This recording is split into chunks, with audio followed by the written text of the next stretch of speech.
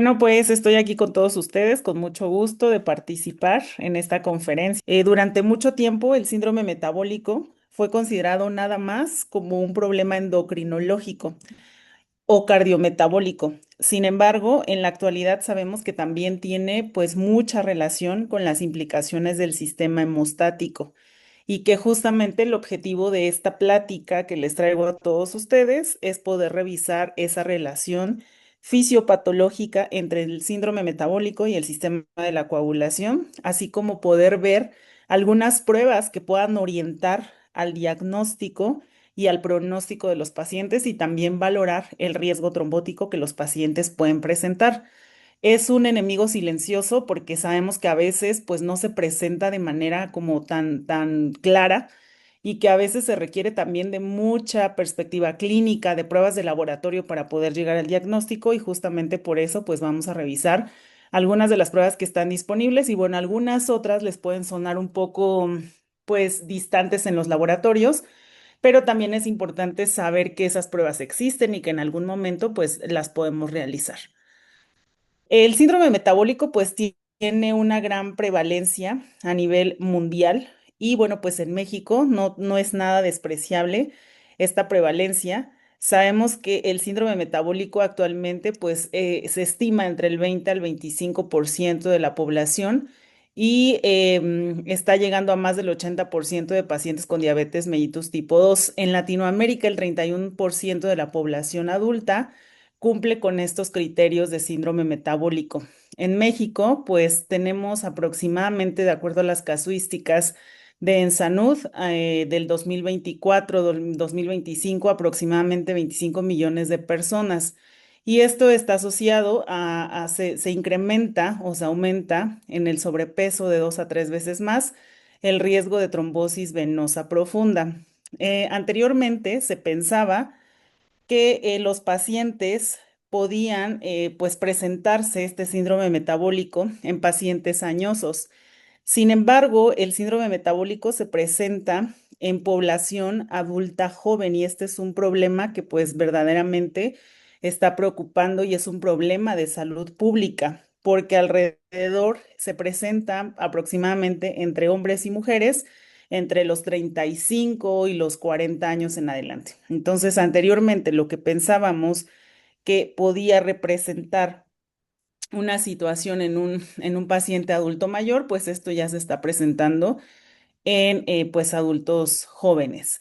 En México, pues gran proporción de la población mexicana, debido a los hábitos alimenticios, a todo lo que nosotros tenemos como la vida sedentaria, la obesidad, la hipertensión, la diabetes, pues tenemos un alto porcentaje de personas con síndrome metabólico y esto pues representa un gran problema. Cada 3 segundos nace una nueva persona que va a presentar en algún momento un riesgo para diabetes o problemas cardiovasculares y bueno, pues eso complica verdaderamente. El problema metabólico, pues es un problema muy importante que se transforma básicamente en el tejido adiposo y el tejido adiposo pues empieza a trabajar como un órgano endocrino disfuncional que impulsa algo que se conoce como la inflamación crónica. Y esto pues nos lleva a lo que conocemos como una crisis trombótica, provoca un estado de hipofibrinólisis y el paciente está en un estado de protrombosis, que quiere decir que se activan todos los mecanismos de la coagulación para la generación de la fibrina, la generación de las redes de fibrina y la formación de trombina.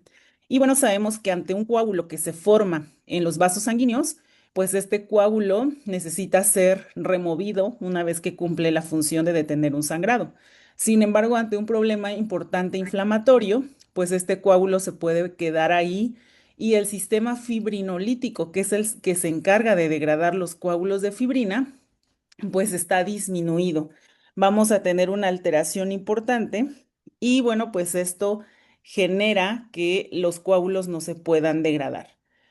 Al ser un conjunto de diferentes sintomatologías, pues esto requiere de un enfoque multidisciplinario, tanto de la fase de laboratorio como la parte clínica. El paciente que llega a un servicio médico, pues tiene cierta sintomatología que de laboratorio se van a apoyar con ciertas pruebas para poder hacer un abordaje y un seguimiento de estos pacientes.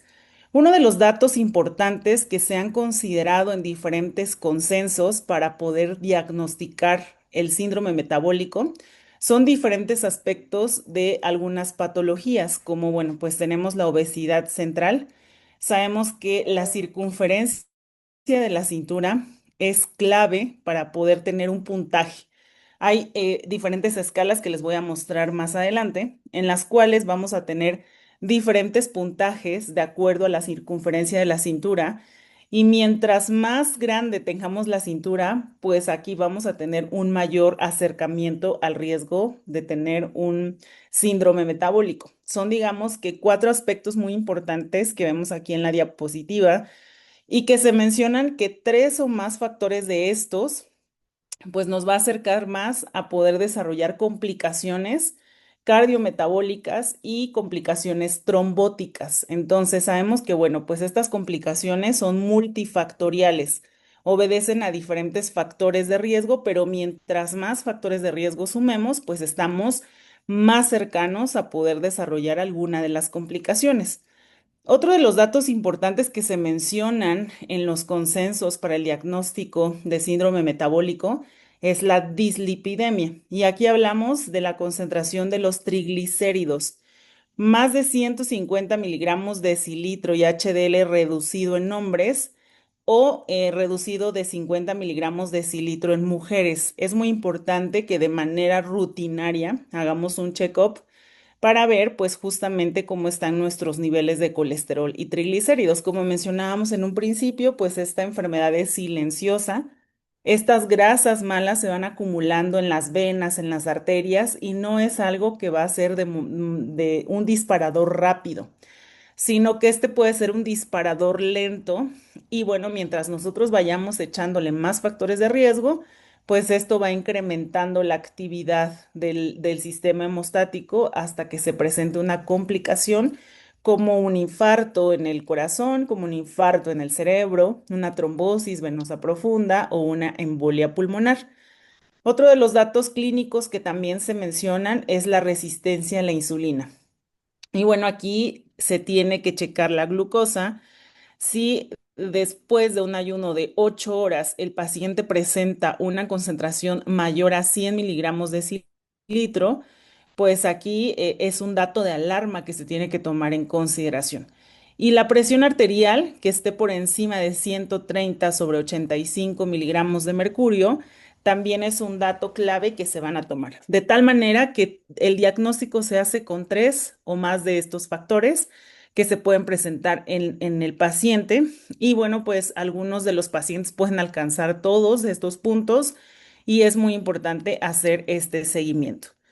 La tormenta perfecta para el riesgo cardiovascular, pues justamente es el síndrome metabólico, que no solamente es como pues presentar una de las patologías, sino que esto provoca en el paciente un estado proinflamatorio y protrombótico constante. Es como una bomba de tiempo. El paciente puede estar así.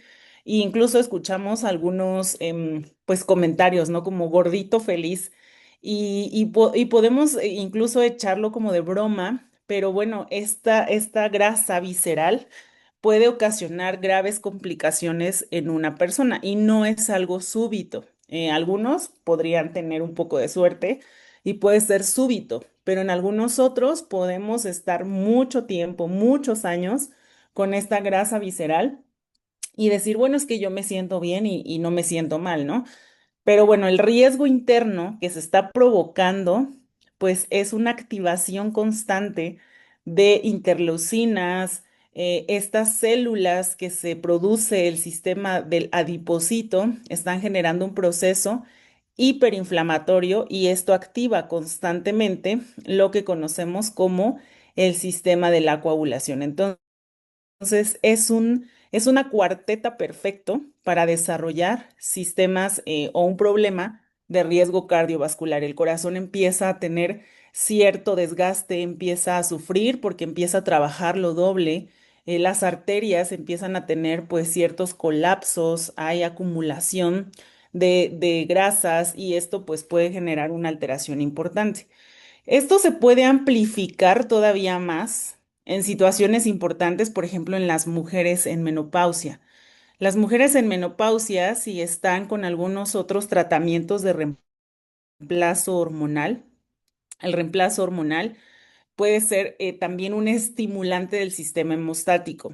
El sistema hemostático no está nada alejado de lo que es el problema inflamatorio, el sistema también, el sistema inmunológico, y esto es un disparador importante para todos los mecanismos de la coagulación. Entonces, hay factores que nos pueden amplificar todavía más el riesgo de desarrollar un síndrome metabólico. Uno de ellos, pues, es la edad y algunas hormonas, como en mujeres, la menopausia. O sea, la menopausia, las alteraciones, los cambios hormonales y el tratamiento de reemplazo juegan un papel súper importante para la amplificación de estos factores de riesgo.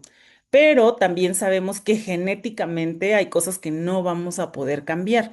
Y esto pues es una situación que venimos trayendo desde la familia y la genética juega un papel súper importante. Si ya genéticamente, por eso cuando vamos a consulta nos preguntan, ¿quién de tu familia es hipertenso, diabético o ha tenido problemas del corazón?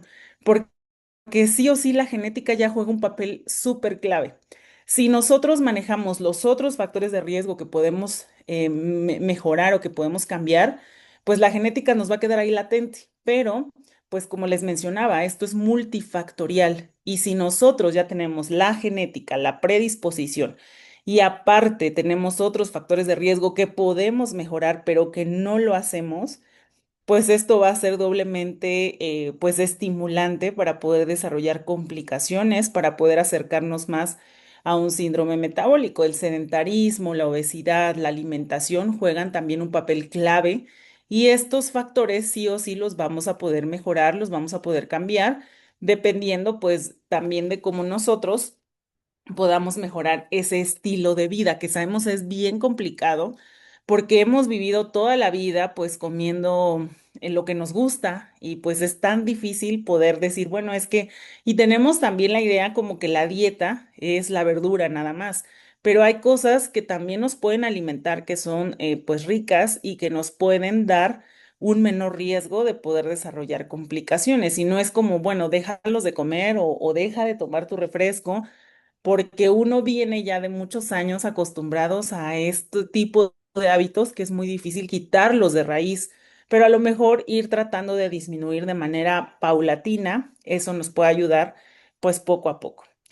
Entonces, pues la historia clínica es algo muy clave, es pieza clave y fundamental para que se pueda llegar al diagnóstico, un examen físico completo, la historia clínica, la genética ya vimos que juega un papel súper importante y bueno, pues la parte médica hará su papel y hará esta anamnesis clínica del paciente.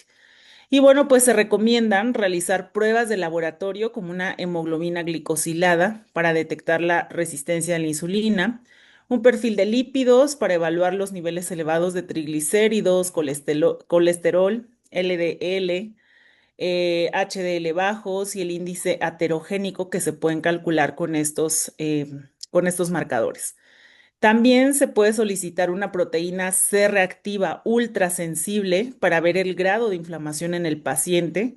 Un perfil hepático también está muy acompañado del síndrome metabólico con alteraciones hepáticas, con hígado graso y bueno, pues un perfil hepático puede funcionar mucho para hacer un abordaje pues completo del paciente. Y bueno, si hay sospecha de una enfermedad aterosclerótica, se debe solicitar un electrocardiograma o un ecocardiograma de esfuerzo para que el médico pueda evaluar a su paciente de manera integral, así como otras pruebas de imagen, que puede ser una tomografía computarizada o imágenes de perfusión, cuando ya se tiene una sospecha muy clave, o sea, cuando ya se sospecha de que el paciente puede tener alguna alteración, algún infarto, bueno, pues hacer este tipo de pruebas. El impacto clínico del síndrome metabólico pues hay diferentes situaciones que lo pueden llegar a desarrollar. No nada más algunas alteraciones en las pruebas de laboratorio, sino también está asociado con algunas enfermedades cardiovasculares, el infarto agudo al miocardio, accidente cerebrovascular y algunos pacientes ya tienen historia de trombosis venosa profunda. La obesidad y el sobrepeso también es un dato particular que se debe evaluar, ya que, como comentábamos en un principio, la grasa visceral se asocia con un incremento de 2 a 3 veces el riesgo de tener trombosis venosa profunda. Y bueno, pues esto podría ayudar a explicar la situación del paciente un poco más amplio. Hay diferentes criterios diagnósticos, diferentes consensos que se tienen actualmente y bueno, pues todo se resume en los factores de riesgo que tiene cada paciente. Cada paciente tiene diferentes factores de riesgo y el aumento de los factores de riesgo de cada paciente que debe ser individualizado incrementa el riesgo de padecer un evento cardiovascular o un evento trombótico. Y bueno, pues esto se traduce en una activación exacerbada del sistema de la coagulación. Y bueno, pues aquí tenemos algunos ejemplos de los consensos que tenemos actualmente, algunos que están pues más actualizados que otros. Pero bueno, aquí lo que vemos es que evalúan pues prácticamente lo mismo, la resistencia a la insulina, la obesidad central, triglicéridos, colesterol, la presión arterial y la glucosa en ayunas, que son parámetros importantes. Algunos consideran 2 criterios, 3 criterios, pero bueno, pues lo más actual que tenemos en los criterios diagnósticos es en estos, ¿no? Que fueron evaluados en el 2023 o que fueron los más actualizados. Y bueno, el diagnóstico se basa en la convergencia de 5 factores metabólicos críticos. La presencia de 3 o más de estos criterios confirma que el paciente puede tener un síndrome metabólico. Y bueno, pues aquí vemos que la obesidad central, 90 centímetros en hombres, ya se considera un factor de riesgo. Más de 80 centímetros de la circunferencia central en mujeres. Entonces, mucho ojo aquí, esto lo podemos hacer desde casa. Podemos tomar una cinta métrica y estar atentos de la circunferencia de la cintura. La cintura es clave, o sea, toda la grasa visceral que tengamos en el abdomen, mientras más grasa visceral podamos tener, a veces podemos tener quizá la grasa acumulada en el abdomen más que en otras partes del cuerpo, pero eso puede ser mucho más peligroso. Entonces, tenemos que estar checando frecuentemente la circunferencia de la cintura. Y bueno, de vez en cuando hacer los triglicéridos, más de 150 miligramos decilitro, debe de ser un dato de alerta. El LDL colesterol, en hombres y en mujeres también tenemos un punto de corte, la presión arterial y la glucosa en ayunas, que son datos que se deben de considerar. Y bueno, pues aquí también tenemos esta otra actualización que es del 2025 y pues prácticamente nos hablan de los criterios de lo mismo, la circunferencia de la cintura, los triglicéridos, el colesterol, la presión y la glucosa en ayunas, que son datos que considera la parte médica para poder establecer el diagnóstico. Muy importante que el síndrome metabólico requiere un enfoque integral, un enfoque multidisciplinario. La parte del laboratorio es clave para poder hacer un abordaje en el paciente. Clínicamente, el paciente desde el consultorio médico, desde el hospital que llega a un servicio médico, clínicamente el paciente muchas de las veces ya está con todos los datos, ¿no? Ya tiene la circunferencia en la cintura, viene con un dato de genético, viene con una alteración en la presión arterial, pero se requieren de la otra parte que serían las pruebas de laboratorio, justamente para hacer un abordaje integral y pues tener todas estas piezas del rompecabezas para poder darle un diagnóstico y no nada más el diagnóstico, sino también un tratamiento al paciente y que este tratamiento sea enfocado y ser evaluado. El paciente tiene que ser evaluado en un periodo de tiempo donde pueda responder al tratamiento y vamos a ver cómo estos marcadores que son de riesgo importante van a ir disminuyendo con los cambios y el estilo de vida que el paciente puede ir realizando. El medicamento, que es muy importante, más los cambios en el estilo de vida, la dieta, la alimentación, el ejercicio, son importantísimos para que se pueda ir reduciendo todos estos factores de riesgo y pues justamente se pueda hacer una disminución de todos estos factores que son marcadores inflamatorios. De las pruebas de sangre, pues también dentro de las que ya mencionamos, tenemos algunas otras que son el monitoreo del fibrinógeno, que son del área de coagulación, y algunas otras pruebas para la evaluación de la fibrinólisis, como es el dímero D. El dímero D es un marcador para la generación de fibrina. Sabemos que el dímero D, pues, es esta evaluación de los productos finales de la fibrina. El coágulo, cuando se forma, necesita ser degradado y es degradado por la plasmina. Y estas redes finales o estas degradaciones finales va a ser el dímero D, que es lo que nosotros vamos a medir. Ante un problema trombótico en el paciente, ante una activación exacerbada de la coagulación, pues este dímero D se va a positivizar.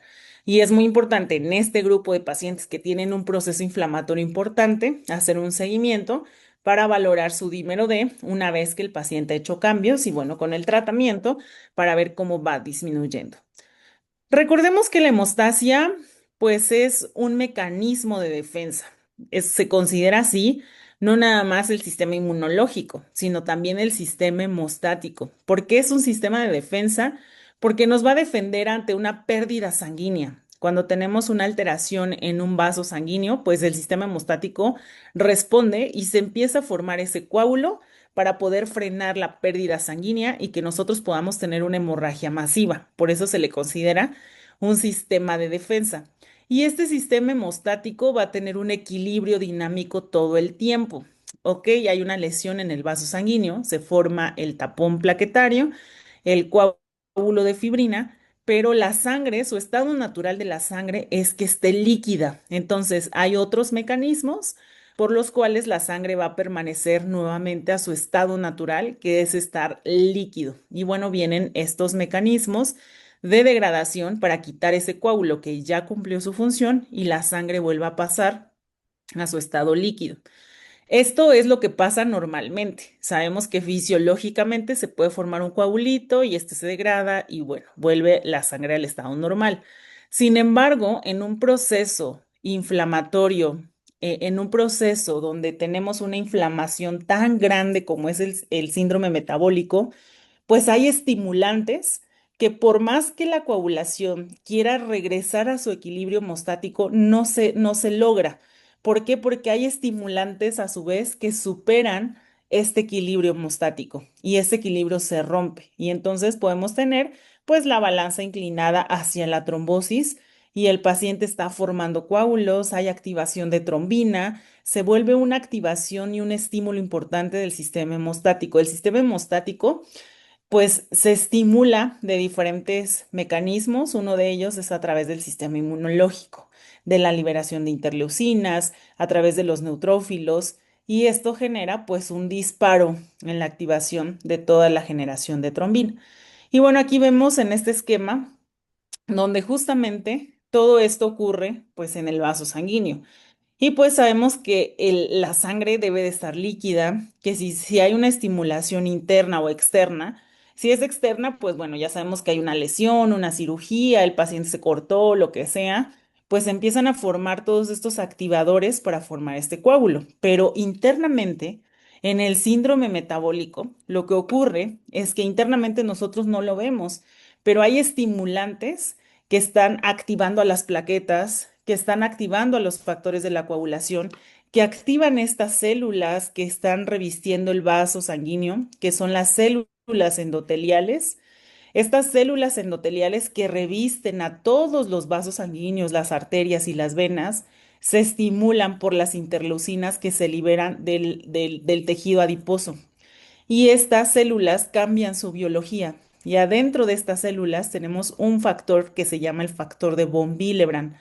Este factor de von Willebrand, al tener un estímulo de estas células endoteliales, pues dejan escapar al factor de von Willebrand a la superficie y el factor de von Willebrand lo que hace es atraer a las plaquetas, las empieza a atraer y se empiezan a formar agregados plaquetarios, de tal forma que si tenemos un estímulo como las grasas malas, o sea, el colesterol, los triglicéridos, que son grasas malas, se empiezan a alojar aquí en las células endoteliales y se empiezan a alojar de tal forma que se empiezan a romper estas células y entonces se empieza a liberar el factor de von Willebrand y empiezan a traer a las plaquetas, se forman estos tapones plaquetarios y los pacientes empiezan a experimentar algo que se llama infarto agudo al miocardio. ¿Por qué? Porque la activación de plaquetas es tal que se forman estos coágulos, estos trombos de plaquetas y pues el paciente en una arteria deja de circular la sangre, si ya tenemos una oclusión, pues deja de circular la sangre y entonces hay una oclusión, hay un taponamiento y el paciente experimenta un dolor muy agudo y bueno, pues va a tener esta situación cardiovascular. Ese es uno de los mecanismos. Otro es a través de la liberación del factor tisular. El factor tisular, que lo vemos aquí, también se expresa en las células endoteliales. El factor tisular está ahí presente de manera fisiológica.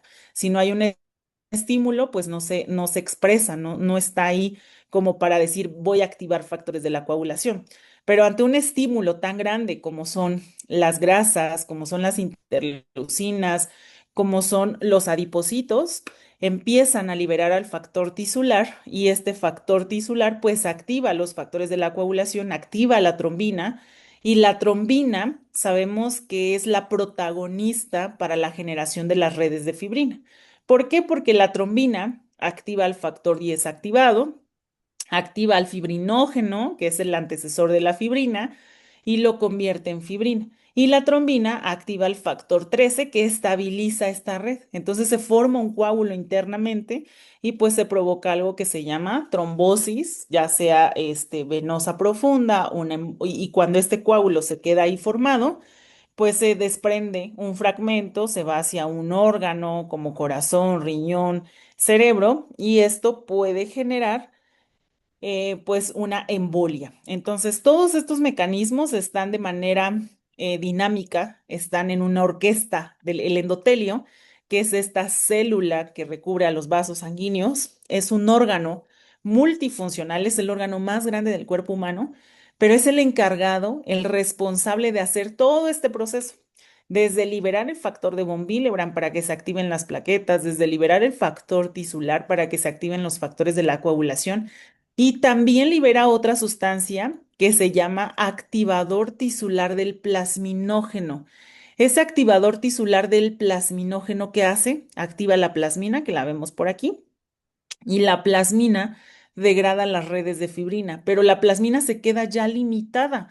¿Por qué? Porque la plasmina ya está limitada por otros mecanismos y no puede degradar toda esta fibrina que se forma y por lo tanto pues se genera trombosis. Entonces el endotelio es la pieza clave de todo este mecanismo de activación, de regulación y degradación de este coágulo. De manera natural, pues esto es lo que ocurre, de manera armónica, de manera bonita, esto es lo que pasa de manera fisiológica, pero de manera patológica, pues todos estos mecanismos se ven ocluidos, el endotelio está dañado por las células espumosas, las células grasas, y el endotelio que es el responsable de liberar al activador del plasminógeno para activar a la plasmina, pues está limitado. Se dice que en el síndrome metabólico el paciente está en una hipofibrinólisis. ¿Qué quiere decir esto? Que su sistema de la fibrinólisis que degrada este coágulo está disminuido y entonces pues no hay quien degrade este coágulo de fibrina. Por eso pues es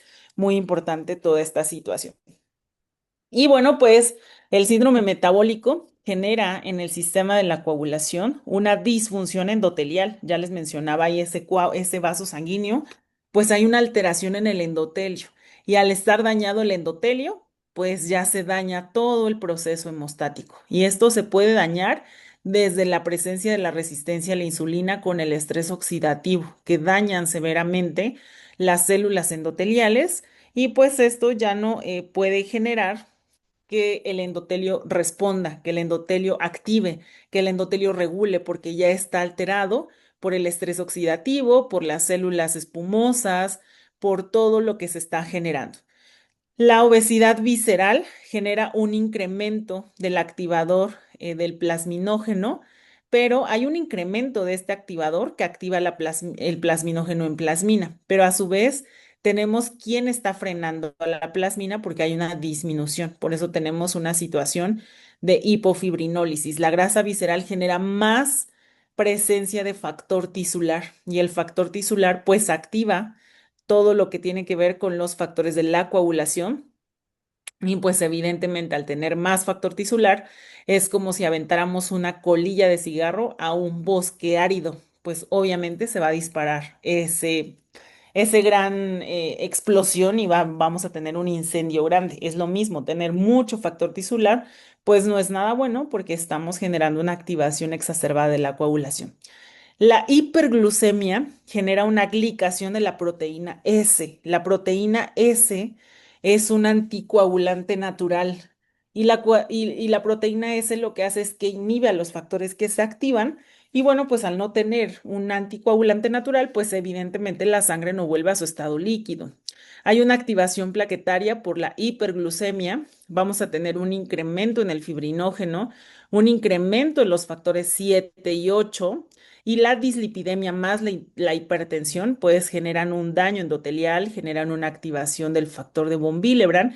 Y bueno, pues esto se traduce en una activación muy importante del sistema de la coagulación.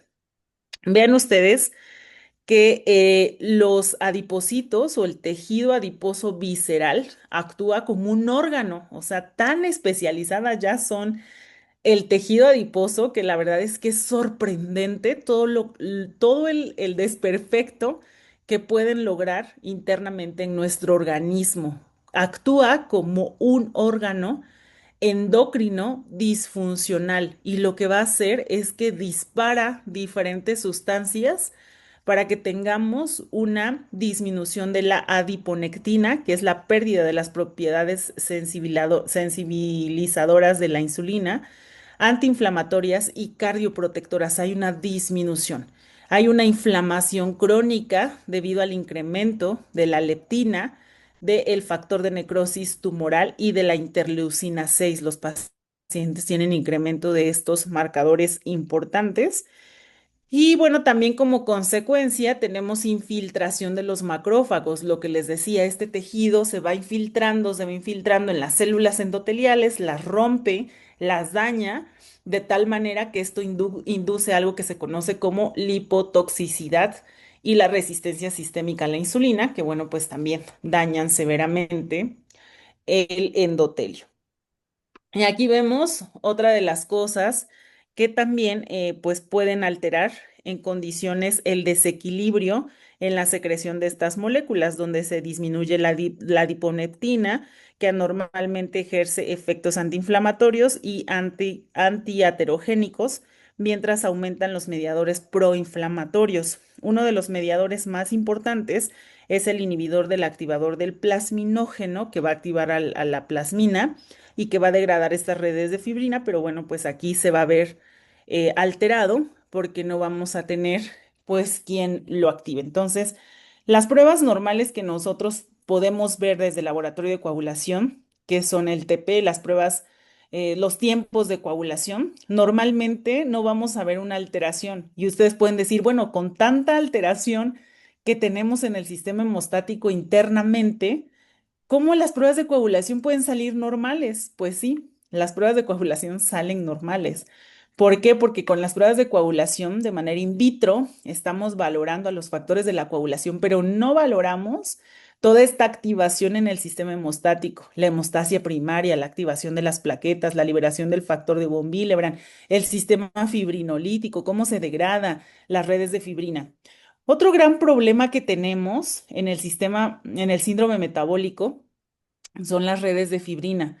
Y esto es un hallazgo muy importante porque justamente las redes de fibrina normales que se forman en un coágulo normal para ser degradado por la plasmina, pues vean las redes, pueden ser un poco más delgadas y son más amplias para poderse degradar de manera rápida. El estrés oxidativo genera una red de fibrina más densa y esto hace que también la degradación pues sea mucho menor. Entonces, la grasa visceral o el adipocito visceral actúa como una glándula procoagulante, o sea que activa todos estos mecanismos que ya hemos revisado. Hay una metainflamación por la infiltración de los macrófagos que genera una inflamación crónica de bajo grado y pues es una inflamación lenta, ¿no? Es como una goterita de agua, que no vemos cómo se llena el recipiente hasta que un momento pues explota, ¿no? Algo así, es algo lento que está ahí desarrollándose, que no nos damos cuenta y que de momento nos empieza a generar grandes problemas. La infiltración genera un grado de inflamación de bajo grado y el eje de adipocito hígado también genera una disfunción, ya que genera una gran cantidad de interleucinas y de factor de necrosis tumoral directamente en el sistema portal. Y bueno, en la fase aguda, pues tenemos un incremento importante de las interleucinas 6 que estimulan al hígado para sintetizar masivamente fibrinógeno, una proteína de la coagulación muy importante, que pues el fibrinógeno es el antecesor de la fibrina. Al tener mucho fibrinógeno, pues vamos a tener mucho material para que se forme fibrina. Es como si queremos hacer fuego y tenemos mucha leña, pues el fuego se va a hacer más grande. El fibrinógeno justamente pues es el antecesor de la fibrina. Si hay mucho fibrinógeno, tenemos mucho contenido para hacer redes de fibrina y por eso son tan densas, se colapsan tanto. Y bueno, pues se genera gran cantidad de proteína C reactiva. El estrés oxidativo es clave. En el estrés oxidativo, pues vamos a tener una activación en el sistema renina-angiotensina. El tejido adiposo secreta angiotensinógenos que se producen en exceso en la angiotensina 2, causado por la vasoconstricción severa. Por eso hay una hipertensión importante, porque el paciente, pues sabemos que el vaso sanguíneo de manera natural se vasodilata y se contrae de manera natural. Pero en el síndrome metabólico, debido al estrés oxidativo que se genera, pues vamos a tener una gran cantidad de vasoconstricción y esto hace que tengamos un daño endotelial pues más severo. Vamos a tener una oxidación y espuma debido a que pues hay cambios de estas moléculas grasas como el LDL y los macrófagos pues van haciendo pues un daño muy severo en las células endoteliales.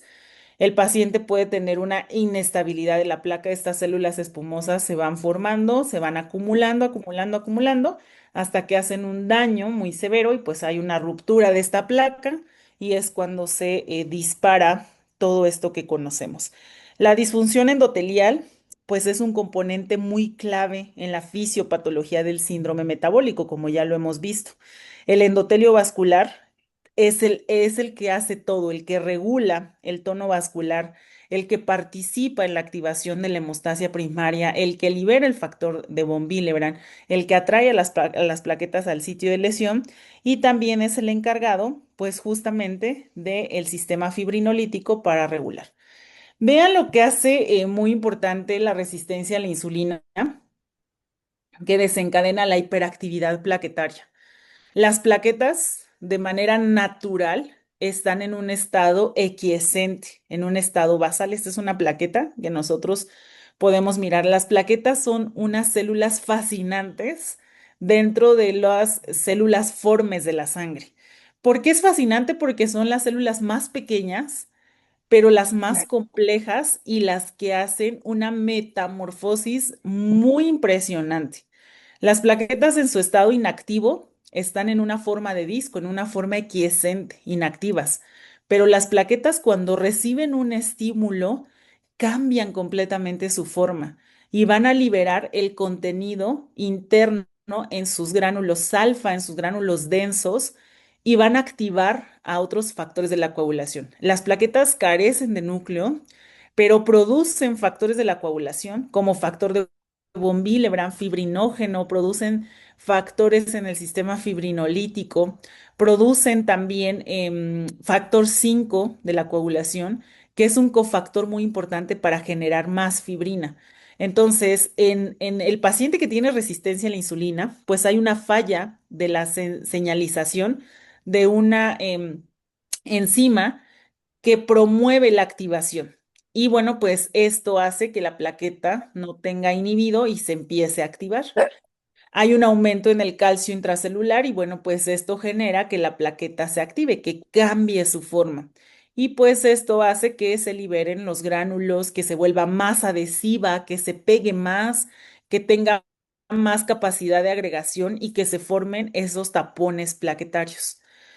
Las alteraciones entonces en el sistema endotelial pues son clave justamente porque vamos a tener pues toda una activación, una liberación tanto de factor de von Willebrand, de factor tisular, de factor 7 y todo esto activa a los factores de la coagulación para generar fibrina y a las plaquetas. El síndrome metabólico entonces es un estado altamente protrombótico. Hay un incremento en el fibrinógeno impulsado por la inflamación crónica y la resistencia a la insulina.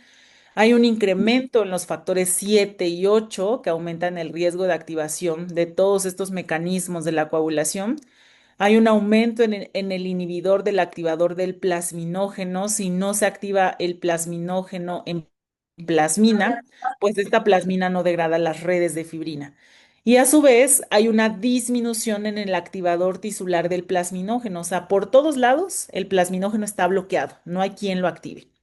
Y pues esto se traduce en que el paciente tiene una situación de activación del sistema hemostático con la hipofibrinólisis. Entonces, vean ustedes, algo muy esquemático, pues es con estas tijeras, ¿no? Que nosotros, pues cuando estudiamos, pues lo asemejamos como unas tijeras.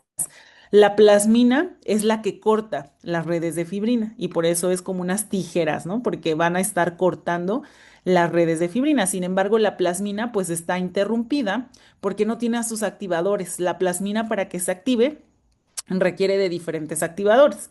Del activador tisular del plasminógeno para que lo pueda convertir en plasmina, pero si este está disminuido, pues simplemente no se puede convertir el plasminógeno en plasmina y esto pues está completamente pues roto y no vamos a tener quien degrade las redes de fibrina. Eso por un lado. Por otro lado, puede ser que se active, pero que no se active de manera total y que pues esto genere que sigan estando la oclusión. Y al final, lo que se traduce es que en el síndrome metabólico, las redes de fibrina, vean ustedes cómo es la estructura. Una estructura de redes de fibrina, por eso es que la plasmina, por más que se produzca, aunque se produce en niveles muy bajos, y por más que se pueda producir, pues es muy difícil tratar de retirarla porque vean la capacidad que tienen todos estos mecanismos en el síndrome metabólico, los adipocitos, para poder activar todo este sistema de la coagulación y que hacen más densas las redes de fibrina, se vuelven más compactas. Es más difícil poder retirar estas redes de fibrina y por eso pues los pacientes van a tener alteraciones importantes. ¿Cuál es el riesgo más importante de estos pacientes?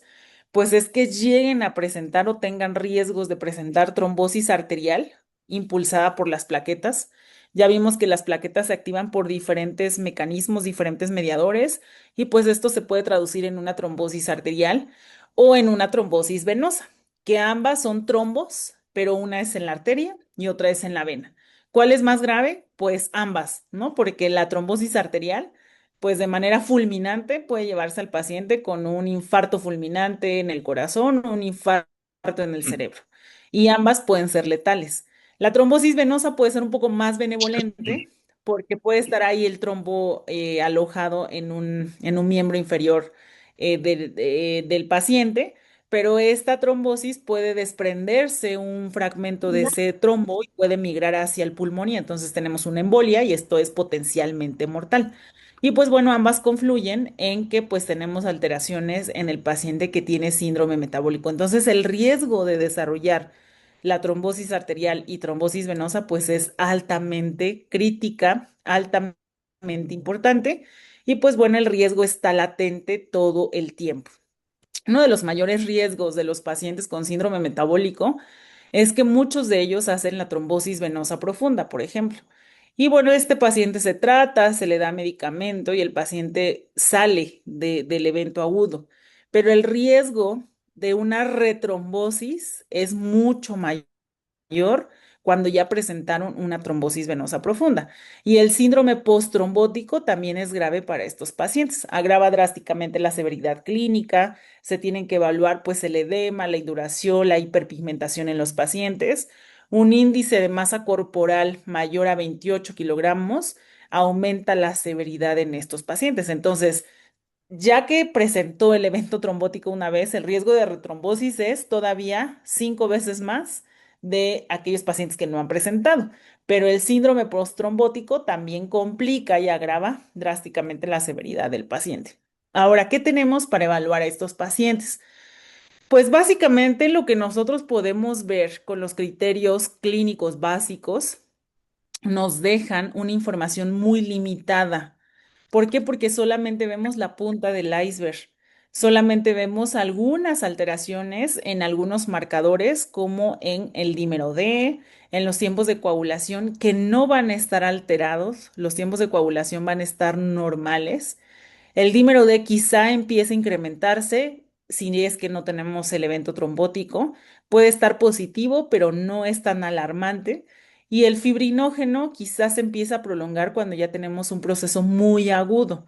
Pero puede ser que estas pruebas solamente nos muestren una partecita de todo lo que tenemos internamente, de los biomarcadores que están ocultando, como la resistencia a la insulina, un estado inflamatorio, un estado de hipercoagulabilidad que no lo medimos, la activación de las plaquetas, que no lo medimos con estas pruebas, el sistema fibrinolítico, que tampoco lo miramos con estas pruebas básicas. Todos estos marcadores de inflamación no lo medimos con las pruebas de coagulación básicas. ¿Por qué? Porque estas pruebas fueron diseñadas para evaluar el sistema, bueno, el riesgo de sangrado en el paciente, no el riesgo de trombosis y nos pueden quedar muy, muy cortas. El dímero D, si tenemos un kit que sea pues de exclusión para una enfermedad tromboembólica venosa, quizá nos podría ayudar, pero pues necesitamos otras pruebas que nos puedan ayudar. Entonces, el TP y el TTPA pues son un punto ciego. ¿Por qué? Porque estas pruebas van a estar completamente normales, pero internamente la generación masiva de trombina pues es altamente importante. Ya vieron ustedes cómo se empiezan a formar estas redes de fibrina tan, tan densas y internamente el mecanismo fisiopatológico es muy severo, pero las pruebas de coagulación pues solamente no nos dicen nada, o sea, nos dicen todo está bien, pero pues internamente sabemos que nada está bien. Algunos índices que se utilizan a nivel de médico, pues son el índice HOMA, que es un cálculo a partir de la glucosa y la insulina en ayunas para ver cuánta resistencia tiene el paciente. Y algunas otras herramientas matemáticas basadas en el índice cuantitativo de verificación de sensibilidad a la insulina, que son otros parámetros que se pueden utilizar, y la relación triglicéridos HDL, que vemos que en hombres debe ser mayor de 3 a 3,5 y en mujeres menor o igual a 2,5. Hay algunas otras pruebas que se pueden hacer que también a lo mejor ya pueden sonar un poco más especializadas, pero se pueden medir como la adiponectina, que es una hormona con componentes con efectos antiinflamatorios y bueno, si está disminuida, pues eso nos va a dar una alerta importante. Niveles plasmáticos bajos correlacionan directamente con el riesgo de síndrome metabólico. ¿Por qué? Porque la adiponectina nos produce un efecto antiinflamatorio. Si está disminuida es que está suprimida por todos estos mecanismos. Y otra hormona que también la podemos medir es la leptina. Aumenta proporcionalmente al volumen del tejido adiposo y actúa como un mediador proinflamatorio. Hay una relación entre la leptina y la adiponeptina, que es un índice que se conoce como índice LAR y es un elevado biomarcador para detectar el síndrome metabólico en comparación con la medición aislada de cada hormona. O sea que juntas nos ayudan mucho más a poder estratificar al paciente. Algunos marcadores de inflamación de bajo grado y de daño endotelial, pues son la proteína C reactiva, que es un biomarcador fundamental del estado de inflamación crónica sistémica, la interleucina 6, que es una citoquina proinflamatoria que impulsa la respuesta en fase aguda y altera la señalización de la insulina, el ácido úrico, que se presenta una fuerte relación fisiopatológico con la resistencia a la insulina, y la hipertensión y el incremento del riesgo cardiovascular. De los marcadores que nos podemos nosotros evaluar de la hipofibrinólisis son el inhibidor del activador del plasminógeno tipo 1, el fibrinógeno, que nos van a reflejar el aumento de la viscosidad sanguínea y la incapacidad fisiológica para disolver los coágulos. Estos se pueden medir pues directamente en el laboratorio. El fibrinógeno podría estar más al alcance, pero este marcador también es muy importante si se sospecha de síndrome metabólico, pues justamente para evaluar la capacidad fisiológica para degradar estos coágulos. Y los mediadores de activación plaquetaria, que son un poquito más difíciles de medir y de encontrar en los laboratorios, pero bueno, pues no imposibles, que son la expresión de la superficie plaquetaria que indican la activación basal patológica, como la P-selectina y algunos otros marcadores. Una de las limitaciones de las pruebas tradicionales, o sea, del TP y del TTPA, pues es que solamente nos evalúan el riesgo de sangrado en estos pacientes. Otras de las alternativas que podemos tener, pues justamente para valorar a estos pacientes, son las pruebas viscoelásticas. Las técnicas viscoelásticas, como las pruebas de Roten o de TEG, nos permiten evaluar la hemostasia de manera global. Algo que hacemos con las pruebas de coagulación, como el TP y el TTPA, es que solamente evaluamos a los factores de la coagulación. Dejamos por fuera las plaquetas y dejamos por fuera el sistema fibrinolítico. En las pruebas viscoelásticas, nosotros podemos evaluar, pues no nada más el sistema de los factores de la coagulación, Angelita, sino que podemos evaluar, pues Angelita, justamente todos los parámetros, desde las plaquetas, la activación del coágulo, la participación del fibrinógeno y la degradación del coágulo. O sea, nos permite hacer una valoración un poco más global del sistema de la coagulación. Algunos de los parámetros que podemos medir en las pruebas viscoelásticas, pues son el tiempo de coagulación, que es el inicio, o es este CT, que es el inicio de la coagulación, el tiempo de formación del coágulo, que pues justamente nos va a decir en qué momento se hace el tiempo en esta formación del coágulo, donde participan los factores de la coagulación, la firmeza máxima del coágulo, que es todo digamos, toda esta gráfica que nos va a decir qué tan firme está el coágulo. Y aquí en la firmeza máxima lo podemos medir a los 5 minutos, a los 15 minutos y a los 30 minutos. Y después tenemos la lisis del coágulo, donde evaluamos pues justamente que también se está degradando ese coágulo que se forma. Entonces vean ustedes que en las pruebas viscoelásticas lo vamos a medir en tiempo y lo vamos a medir en la participación de los mecanismos de los factores de la coagulación. Y pues justamente aquí están involucrados el inicio del coágulo, la firmeza del coágulo y la estabilidad de ese coágulo de fibrina, y con esto podemos valorar no nada más a los factores de la coagulación, sino que valoramos las plaquetas, valoramos la participación del fibrinógeno y valoramos el sistema fibrinolítico. Y pues eso nos ayuda mucho porque tenemos una visión un poquito más global de la coagulación. En este tipo de instrumentos hacemos diferentes pruebas, como es el INTEM. La prueba de INTEM me valora la formación, o es la evaluación rápida de la polimerización de la fibrina a través de la vía intrínseca. O sea, valoramos igual la cascada de la coagulación, pero de una manera global. Tenemos la prueba del EXTEM, que en la prueba del EXTEM pues valoramos la vía extrínseca de la coagulación y la participación de la fibrinólisis. Con la prueba de FIBTEM valoramos la evaluación cuantitativa y cualitativa del fibrinógeno sin efecto de las plaquetas, o sea, el fibrinógeno solito. Y tenemos la detección de la heparina en estos pacientes que es que llegan a presentar. Esto lo vamos a mirar a través de gráficos. Y bueno, pues vamos a ver el inicio del coágulo, el ángulo donde se empiezan a participar los factores de la coagulación, la firmeza del coágulo y la degradación. En un paciente normal, o sea que no tiene ningún tipo de tratamiento, pues vamos a ver un gráfico con toda la participación de estos componentes. En un paciente que va a tener alguna patología con un riesgo de trombosis, la gráfica se hace más grande. ¿Por qué? Porque tenemos mayor participación de fibrina. y al tener mayor participación de fibrinógeno, pues esto se va a activar mucho mayor y el gráfico se va a ver mucho más choncho, mucho más grande. Y esto pues nos dice que el paciente tiene un riesgo de pues tener trombosis y se le tiene que dar profilaxis. Entonces, esta prueba sí nos ayudaría a valorar el riesgo de trombosis en el paciente con síndrome metabólico. ¿Por qué? Porque aquí sí nos evidencia cómo está toda esa activación de la trombina, todo ese dispare que no veíamos en las pruebas de coagulación, de cómo se van activando estas plaquetas, aquí sí lo vamos a mirar.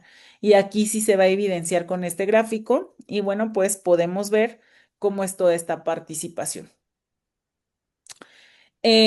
También tenemos otras pruebas moleculares que ya se han estudiado como pues microRNAs para biomarcadores tempranos. Y hay pruebas moleculares que justamente nos ayudan pues ya a estratificar el riesgo temprano de llegar a desarrollar un síndrome metabólico. Evidentemente, si tenemos historia familiar de antecedentes de diabetes, hipertensión, incluso del mismo síndrome metabólico, pues estas pruebas nos ayudan a saber la predisposición temprana. Evidentemente, pues no están tan al alcance de todos los laboratorios, pero bueno, existen estas pruebas y nosotros podemos valorar nuestro riesgo más temprano y poder pues realizar algunas conductas que cambien digamos que el seguimiento y que pues poder reducir nuestros factores de riesgo. Pues hay algunos, digamos que biomarcadores integrales para el diagnóstico de precisión y bueno, pues los datos clínicos con las escalas que les mostraba en un principio, los índices como HOMA, el índice de la leptina, la adiponeptina, datos hemostáticos como las pruebas viscoelásticas y las pruebas para la valoración de la fibrinólisis y seguramente algunas pruebas moleculares, pues ayudarían a tener un diagnóstico más integral, un diagnóstico de precisión. El abordaje farmacológico tradicional para estos pacientes es atacar los pilares del síndrome metabólico, como la resistencia a la insulina con metformina y algunos otros fármacos para activar los receptores PAR, aumentando la captación de glucosa celular y mejorando el metabolismo lipídico. Para las dislipidemias tenemos las estatinas, los fibratos y para la hipertensión tenemos los inhibidores de los ECAs que bloquean la cascada de la angiotensina 2, revirtiendo la disfunción endotelial y protegiendo el riñón y el corazón, y los beta bloqueadores.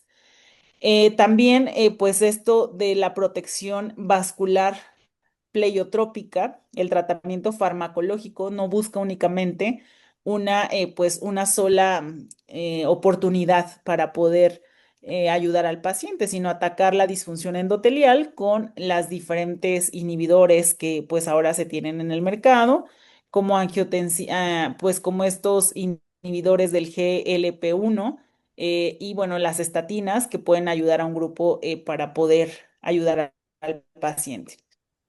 Esto, pues evidentemente, las estatinas, los inhibidores del GLP-1, los antagonistas y receptores reducen la inflamación sistémica en el paciente, mejoran la disfunción vascular más allá del simple control glucémico y bueno, pues esto ayuda a poder tener un equilibrio entre el riesgo de trombosis que presenta el paciente latentemente.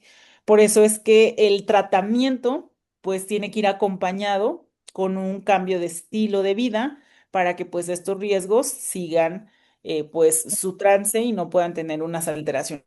Entonces vean ustedes aquí que el manejo integral o el tratamiento integral debería de ser el estilo de vida, reducir el peso, reducir la circunferencia de la cintura, tratamiento con metformina para sensibilizar la insulina, estatinas como antiinflamatorio y en algunos casos donde ya se detectan algunos eventos trombóticos, pues anticoagulantes de primera línea que pueden ser como la warfarina o algunas heparinas que también tienen efectos antiinflamatorios, podrían ayudar al paciente para poder revertir, pero todo es un conjunto, o sea, no se puede solo el tratamiento. Solo la metformina me va a ayudar y voy a bajar mis niveles de resistencia a la insulina. No, se necesita verdaderamente hacer cambios y estilo en nuestro estilo de vida, pues justamente para tener un tratamiento integral y poder ayudar a que mi sistema inflamatorio, que mi sistema hemostático, pues pueda tener una reducción con estos cambios que yo puedo hacer y que, bueno, pues algunos pacientes tienen una mejoría importante. La dieta es súper importante. Se sugiere una nutrición, una dieta mediterránea que esté rica en fibra, ácidos grasos como omega 3. Y bueno, pues esto nos va a ayudar a revertir el proceso inflamatorio y ayudan a la modulación de la expresión génica para oxidar las grasas y reducir las citocinas. El ejercicio debería de ser con ejercicio aeróbico, entrenamiento de intervalos y resistencia continua. Y bueno, con esto vamos a ayudar también a todo nuestro sistema hemostático. Vean ustedes el impacto bioquímico que hace solo el ejercicio. Em, Tengo un conocido muy cercano que es cardiólogo y él dice que 15 minutos de caminata diaria podrían proteger a nuestro corazón de sufrir un riesgo, un evento de un infarto, pues al corazón. O sea, el ejercicio es clave. O sea, no necesitamos irnos al gimnasio 3, 4 horas. No necesitamos pagar el super gimnasio lujoso para sentir que estamos haciendo ejercicio. Caminar 15 minutos podrían hacer la diferencia porque es un ejercicio aeróbico, no necesitamos correr, no necesitamos trotar, quizá a lo mejor nunca hemos hecho ejercicio en nuestra vida y estamos pues con esa pereza, ¿no? De que pues es que nunca lo he hecho, ¿cómo lo voy a hacer? 15 minutos e ir aumentando cada quizá 5, después 10, hasta que logremos unos 30 o 45 minutos, hacen completamente la diferencia. El ejercicio aeróbico modula directamente el estrés oxidativo. Y bueno, pues reduce la hiperactividad plaquetaria. Vean ustedes cómo esas plaquetas que les mostraban las imágenes, cómo se activaban bien padre. Con el ejercicio podemos reducir completamente la hiperactividad plaquetaria y también se reducen esas tijeras se reactivan, perdón, las tijeras metabólicas, las tijeras hemostáticas, las tijeras del sistema fibrinolítico, que es la plasmina, y se pueden ir degradando esas redes de fibrina. Se ha hecho un seguimiento en grupos de pacientes donde los niveles están aumentados del inhibidor del activador del plasminógeno y cuando se empiezan a hacer estos cambios en el estilo de vida, cuando se empiezan a hacer cambios en la dieta, tener actividad mínimamente, pues empieza a haber una reducción incluso a los 6 meses y ni decir a los 12 meses. Podemos tener una reducción de estos factores de riesgo hasta del 46%. Entonces, vean ustedes lo clave que es movernos tantito, caminar, andar ahí unos minutitos, eso puede salvarnos de tener un infarto agudo del miocardio, de tener una trombosis venosa profunda. Y bueno, pues ya se ha hecho un seguimiento más extenso en pacientes hasta los 3 años, midiendo otros marcadores como los lípidos, la hemoglobina glicada, y pues estos tienen una reducción importante. El futuro de los tratamientos se centra en la precisión y en la reducción de riesgos hemorrágicos y hay algunos tratamientos que están pues saliendo ahora al mercado. No sé por qué aquí se me juntaron estas letras, pero son los inhibidores del factor 11, que es un anticoagulante nuevo que pues ya está como em, en fase 2 y tiene una alta eficacia para que no presentan sangrado los pacientes y es una buena opción para los pacientes que tienen alto riesgo trombótico.